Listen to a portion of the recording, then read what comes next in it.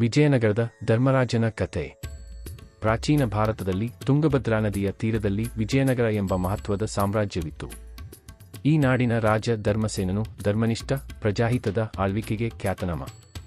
ಅವನು ನ್ಯಾಯ, ಸತ್ಯ ಮತ್ತು ಧರ್ಮದ ಮಾರ್ಗದಲ್ಲಿ ನಡೆದು ತನ್ನ ರಾಜ್ಯವನ್ನು ಶ್ರೇಷ್ಠತೆಯ ಶಿಖರಕ್ಕೆ ಕೊಂಡೊಯ್ಯಲು ಬದ್ಧನಾಗಿದ್ದ.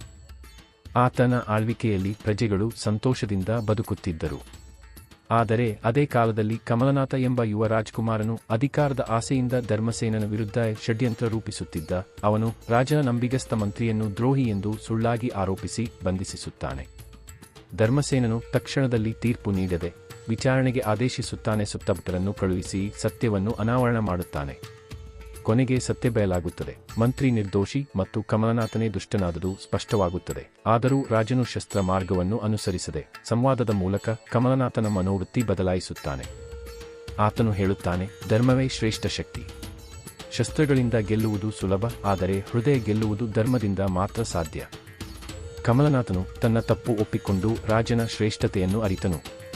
ಕೊನೆಗೆ ಧರ್ಮಸೇನನ ಸತ್ಕಾರ್ಯದಿಂದ ರಾಜ್ಯದ ಶ್ರೇಯಸ್ಸು ಇದೆ.